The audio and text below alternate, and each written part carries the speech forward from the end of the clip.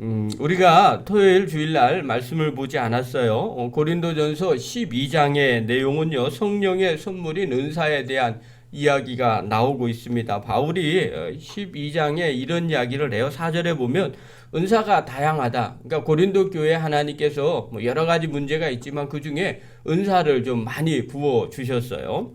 그런데 그거에 갖고 서로들 은사를 서열을 매긴다고 얘기해야 되나요? 이게 좋다 나쁘다, 이게 더 좋다, 나는 이런 것 받았다, 이렇게 하면서 뽐내는 그런 일들이 일어났어요. 그래서 그 부분에 대해서 지적을 해주고 있는 거죠. 은사가 다양하게 있지만 결국 주시는 분은 한 분이신 성령님이시다. 한 성령님이 그것들을 다 준 거다. 그러니까 그거 비교하지 말라, 이런 의미입니다. 그리고 또 7절에 보면 성령을 주신 개인에게 주신 은사를 주시는 이유가 있다. 성령님께서 그것은 개인적으로 잘났다고 은사를 준 것이 아니라 교회를 유익하기 위해서, 공동체를 유익하게 하기 위해서 성령님께서 성도들에게 그 은사들을 주셨다는 겁니다.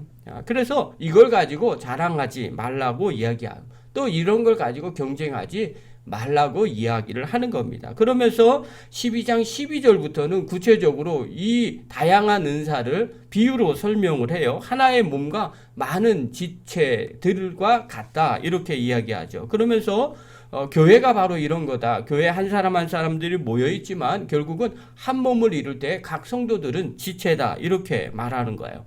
그래서 어떤 사람은 손의 기능, 어떤 사람은 발의 기능, 또 어떤 사람은 눈, 코, 입 이런 기능들이 각자 다르더라는 거죠. 그래서 그 각자 다른 걸 갖고 너가 좋다, 나쁘다, 네가 필요하다, 필요하지 않다 이렇게 말할 수가 없다는 거죠. 그것이 모여서 온전한 몸이 된다고 이야기를 합니다. 또 은사도 이와 똑같다는 거예요. 마찬가지라는 거죠. 눈이 코더러 아니면 또 코가 손이 발더러 좋다 나쁘다 이렇게 말할 수 없는 것처럼 은사들도 서로가 좋다 나쁘다 이렇게 말할 수가 없다는 거죠. 다 하나님의 몸된 교회를 위해서 한 성령께서 각 사람에게 나누어 주신 거다. 그러니 그 각각의 것들이 귀한 거다. 하나님이 주셨으니까 귀한 거다. 이렇게 말하죠. 그러면서 마지막 뭐라고 이야기하느냐? 너희는 더 큰 은사를 구하고 사모하기를 바란다. 이게 12장의 마지막까지 나오는 내용이에요. 그러니까 우리가 받은 은사가 이게 중요합니까? 중요하지 않습니까? 그게 중요하지 않다는 겁니다. 하나님이 성령께서 주신다면 감사함으로 그 교회 공동체를 위해서 열심히 잘 사용하라는 거죠. 그리고 더 많은 은사, 더 좋은 거다, 나쁜 거다 이것이 아니라 하나님 앞에 더 큰 은사를 구하라는 거죠. 하나님이 나에게 하나 주셨다면 또 다른 것도 주시기를 간절히 바라고 사모하라는 거예요. 그래서 그 은사가 그 각 공동체에, 자기 공동체에 유익한 것으로 성령께서 그렇게 주셨다고 얘기합니다. 자, 그러면서 이제 13장으로 넘어오는 거예요. 13장은 우리가 다 아는 사랑에 대한 설명을 하고 있어요. 그런데 이렇게 말하는 이 근간은 12장의 내용과 마찬가지예요. 고린도전서를 이해할 필요가 있죠. 교회의 은사가 많았어요. 그런데 교인들은 이 은사를 어떻게 보냐? 하나님이 각 사람에게 필요에 따라 주셨다. 교회를 유익하기 위해서 주셨다. 이렇게 생각하지 않는 거예요. 그러니까 이것은 어떻게 생각을 하냐면요. 이 은사들은 영적인 부분들이잖아요. 고린도 교인들은 이때 당시에 헬라 문화권에 있었던 교인들은 어떤 생각을 가졌냐면요. 신과 가까워지는 것, 이것이 영적인 것들이 곧 신과 가까워지는 거라고 해서 부러워하고 존경했었어요. 그러니까 자기도 모르게 그런 것들을 더 자랑하고 드러내는 거예요. 나 이만큼 하나님과 친밀하다, 이런 개념들이죠. 나 하나님과 가깝다, 이렇게 생각을 한 거예요. 사실 은사는요, 믿음과 관계가 없어요. 하나님 주신 선물이기 때문에 그래요. 근데 한국교회도 이거와 비슷해요. 영적인 은사를 받으면 마치 엄청난 믿음의 사람인 것처럼 오해할 때가 많아요. 그래서 은사를 받은 사람들 중에 다는 아닙니다. 예외가 있지만 의외로 많은 사람들이요, 좀 교만해집니다. 그리고 말도 짧아집니다. 은사 받은 사람이라고 얘기하면요, 또 함부로 무례하게 말할 때도 있어요.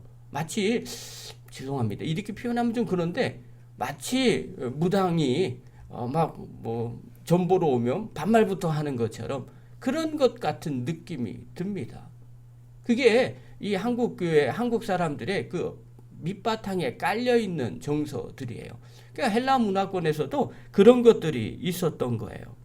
그래서 그걸 자랑하고요. 내가 하나님과 더 가깝다. 그러니 내 말이 맞다. 뭐 이런 얘기하죠. 예배 시간에 갑자기 툭 튀어나와서 막 소리 지르고 또 그런 어떤 일련의 행위들을 막 하는 거예요. 그러니까 예배를 하나님 앞에 온전히 드려질 수가 없게 되죠. 그리고 예배 자체도 어지러워지는 거예요. 그리고 바울은요, 그렇게 교인들이 하고 있는 그 이면에 지금 고린도 교회 교인들이 지금 그렇게 은사를 잘못 사용하고 또 잘못 생각하고 교회를 어지럽게 하고 예배 중간에 갑자기 튀어나와서 방언으로 하고 뭐 예언하고 하나님께서 나에게 말씀하셨어요. 설교하는 도중에 그렇게 일어서고 있다면 정말 당황하겠죠. 예배가 되지 않는 거죠.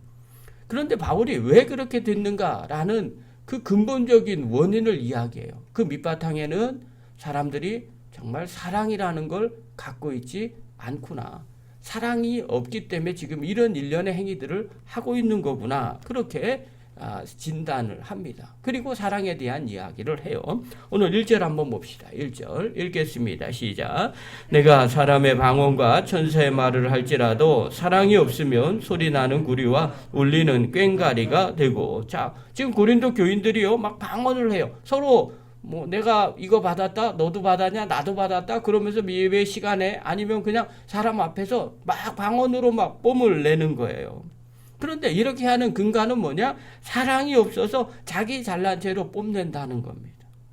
그러면 이 방언은 하나님 주신 아무리 하나님 주신 방언이라 할지라도 바울은 이 근간에 이런 얘기를 할 거예요. 그건 하나님 주신 게 아니다. 이렇게 말하고 싶었을 거예요. 그러나 여기서 얘기하는 건 그렇게 설사 하나님이 주셨다 할지라도 그거는 소리나는 구리와 울리는 꽹과리처럼 들릴 거다. 그거다. 그 이상 아무것도 아니게 된다는 거예요. 그러니까 방언을 하더라도 사랑을 갖고 지금 얘기해라. 네가 지금 하고 있는 게 사랑이 있는 거냐? 자랑하는 거냐? 그 얘기하는 거예요. 여러분 부모님이요 충고하는 거나 또 막 주변 사람들이 잔소리하는 거 그걸 어떻게 알 수 있어요? 그 근간은요 사랑이에요. 정말 사랑하고 있느냐? 사랑하고 있지 않느냐? 그것이 중요한 차이예요. 사랑하고 있으면 충고예요. 그런데 사랑하고 있지 않으면 그건 충고가 아닌 거죠. 잔소리인 거죠. 그 다음에 2절 한번 보십시오. 2절 읽겠습니다. 시작. 내가 예언하는 능력이 있어 모든 비밀과 모든 지식을 알고 또 산을 옮길 만한 모든 믿음이 있을지라도 사랑이 없으면 내가 아무것도 아니요. 자, 예배 시간에 사람이 막 벌떡 일어나서 막 예언을 합니다. 또 하나님의 놀라운 비밀입니다. 이런 영적인 계시가 있고요. 막 이런 이야기를 한다고 생각을 해보십시오. 심지어 막 산을 옮길 만한 그런 큰 능력에 믿음이 있는 사람이라고 할지라도 성도를 사랑하고 교회를 사랑하는 마음이 없으면 그런 일을 왜 할까요? 예배 시간에요. 막 주변에 사람들 옆에 있는데 그 사람한테 막 윽박 지르고 막 반말로 이야기하면서 막 겁박처럼 그렇게 두려운 이야기를 막 함부로 한다면 그걸 왜 할까요? 정말 그 사람을 사랑하면 그렇게 할까요? 아니요. 사랑하면 잘 타이르고 잘 이야기하겠죠. 사랑하면 예배 시간 끝나고 난 다음에 교회 덕이 되게 하겠죠. 근데 그 근간에는 바울은 사랑이 없으니까 지금 너희들 그렇게 하고 있는 거 아니냐. 그렇게 말하는 거예요. 그러면서 13절 계속해서 얘기하죠. 13절 읽겠습니다. 시작. 내가 내게 있는 3절 시작. 내가 내게 있는 모든 것으로 구제하고 또 내 몸을 불사르게 내줄지라도 사랑이 없으면 내게 아무 유익이 없느니라. 여러분 이때 당시에 교회 기록을 보면요. 재산을 많이 헌금했던 사람들에 대한 기록도 나와 있어요. 그만큼 헌신하는 게 귀했습니다. 그 모습을 보고 사람들이 많이 하나님 앞에 이분이 헌신을 했다라고 이렇게 보여줬어요. 그래서 그것을 기록에 남긴 거죠. 그런데 그렇게 많이 재산을 헌신을 한다 할지라도 저 사람 정말 충성하고 믿음이 있는 거야. 이렇게 인정받을 만한 그런 일들을 한다 할지라도 또 심지어는요. 교회를 위해서 자기 몸을 바치는 사람이 있어요. 순교하는 사람들도 그런 사람들이죠. 그런 믿음을 갖고 있는 사람이라 할지라도 그걸 사랑의 밑바탕에서 하지 않으면 결국 어떻게 되느냐? 자기 의로 한다는 거죠. 그거는 아무런 유익이 되지 않는다는 거예요. 나 이만큼 하니까 너도 이만큼 해. 뭐 이런 식으로 이야기하고요. 나는 이만큼 하니까 여기에 맞는 대우를 해주어. 뭐 이렇게 이야기하는 거 있잖아요. 말로 하지 않아도요. 그냥 겉으로 드러나게끔 자기 이런 사람이야. 그렇게 존재감을 과시하는 분들도 계시더라는 거예요. 근데 그거 아무리 사랑 그냥 해봤자 소용이 없다. 사랑이 없으면 아무 유익이 없다는 거예요. 여러분 이건 지금 오늘날도 마찬가지죠. 은사를 받으신 분들 중에요. 정말 겸손한 사람이 있어요. 사랑으로 정말 은사를 잘 활용하는 분들 계세요. 그분들 보면 존경스럽습니다. 그런데요. 은사를 받았다고 하는데 그걸 가지고요. 자기 자랑하는 것처럼 뽐내는 분들도 주변에 있어요. 그게 구별이 안 됩니까? 당연히 되잖아요. 아, 저 사람 왜 저래? 이렇게 당연히 드러나게 되는 거죠. 자기 교회를 위해서 덕을 세우는 것이 아니라 자기 의를 드러내기 위해서 자기 것을 뽐내는 거죠. 많이 배워도 마찬가지죠. 지식을 많이 갖고 있어도요. 정말 덕을 위해서 유익하기 위해서 그렇게 섬기는 분들이 계시고요. 또 그걸 자기 자랑처럼 얘기하는 분들이 있어요.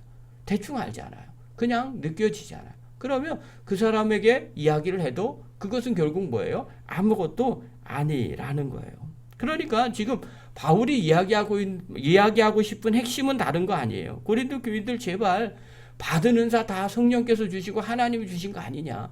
교만하지 말고 사랑으로 그거 행했으면 좋겠다. 공동체를 위해서 잘 사용하기를 바란다. 이렇게 이야기한 거죠.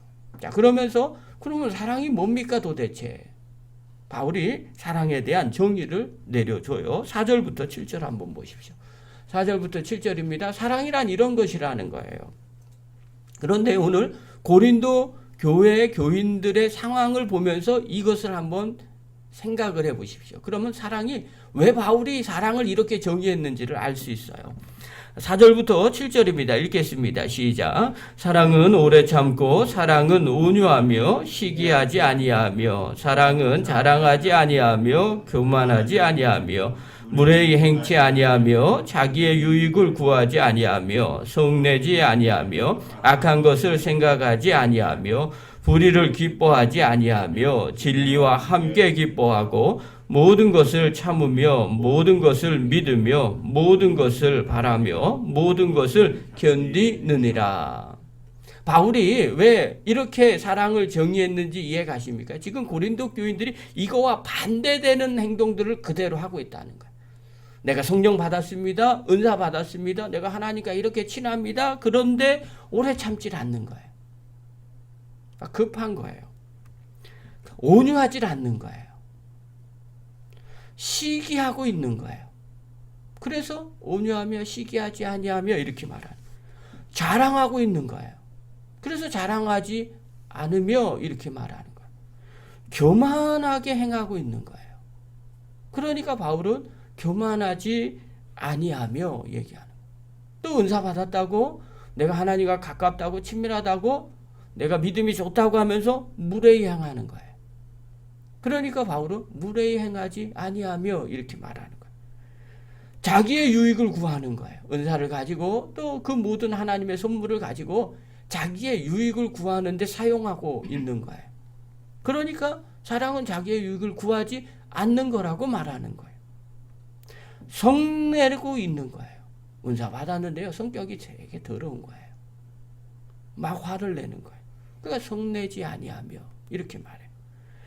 악한 것을 생각하는 거예요. 은사 받았다고 하는데요. 행동과 말과 판단 기준이 되게 악해요. 세상 사람보다 더 악한 사람들이 있어요. 그러니까 악한 것을 생각하지 아니하며 이렇게 말해요. 또 은사 받고 믿음의 사람이라는데 막 불의를 행하고 있는 거예요. 그러니까 불의를 행하지 아니하며 그 다음에 진리를 따라가야 되는데 진리와 반대되는 것을 행하고 있어요. 그러니까 진리와 함께 기뻐하라는 거예요. 그리고 참지 않으니까 모든 것을 좀 참으라는 거예요. 그 다음에 모든 것을 믿으라는 거예요. 믿지 않는 거죠. 자기가 믿고 싶은 것만 믿고 있는 거죠. 모든 것을 바라라는 거예요. 그리고 모든 것을 견디느니라. 힘들어도 견디는 거. 고린도 교인들은 견디지 않고 있는 거죠. 그러니까 바울은요. 이 모습을 사랑으로 정의를 하고 있는 거예요. 여러분, 이 사랑은 뭐 어떤 분은 이런 얘기에 아가페 사랑이다 뭐 해서 아니요, 이 사랑이 아니라 바울이 고린도 교인들에게 하고 싶은 메시지인 거예요. 정말 성령 충만한 은혜를 받았느냐? 성령님과 함께 동행하고 있느냐? 그렇다면 은사 갖고 자랑하지 말고 정말 너의 모습이, 이 모습이 성령님과 함께하는 성숙한 그리스도인의 모습 아니냐? 정말 주님 사랑하는 것, 사랑이라는 건 바로 이런 거다. 이 사랑을 밑바탕으로 우리가 성도들이 교회 안에서 신앙생활하고 성도다운 삶을 살아야 되지 않겠느냐, 그 얘기하는 거예요. 여러분, 은사 갖고 싸우는 사람이 있습니다. 성령님께서 각자에게 필요에 따라서 교회를 유익하기 위해서 그렇게 주신 그 은사를 자기 마음대로 하고 있었던 이 고린도 교인들에게 성령께서 바울이 이야기를 하는 거죠. 사랑이 없어서 지금 너희들이 그렇게 하나님의 받은 은사를 가지고 교회를 어지럽히고 있고 네 마음대로 하고 있구나. 그러니 제발 사랑을 가지고 은사를 사용하고 섬기기를 바란다. 사랑하는 성도 여러분, 이 사랑을 갖기를 바라고요. 정말 주님이 주신 것 사랑을 가지고 섬기고 그리고 교회를 유익하게 하는 믿음의 종이 되기를 간절히 축원합니다. 그렇다면 본문을 통해서 우리가 살필 게 있어요. 첫 번째입니다. 은사 받으신 분들 우리 교회도 많이 계시지만 자랑하지 마시고요. 공동체를 섬기는 데 늘 사용하시기를 바랍니다. 이게 정말 중요한 거예요. 두 번째입니다. 모든 일과 말과 행동에 사랑을 가지고 말과 행하시기를 바랍니다. 여러분, 사랑이 없으면요, 상대방을 정죄하고 비판합니다. 사랑이 없으면 내 마음대로 상대방을 조종합니다. 여러분, 조종한다는 건요, 내 마음대로 내 뜻대로 상대방이 움직여 주기를 바랍니다. 이건 어린아이과 같은 모습이에요.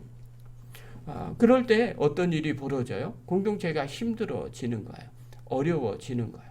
오히려 교회 안에서 상대방을 배려하고 말하고 행동하면요, 공동체가 즐거워지고 행복해집니다. 그러나 다 나 중심으로 돌아가게 한다면 다른 사람들이 어려워집니다. 그렇기 때문에 늘 사랑을 가지셔야 됩니다. 사랑으로 말하고 사랑을 가지고 행동할 때 한 번 더 생각하게 되죠. 또 상대방 입장에서 생각하게 되고요. 더 좋은 것이 무엇인지도 생각하게 됩니다. 그럴 때 공동체가 모이기가 즐겁고요. 기쁘고요.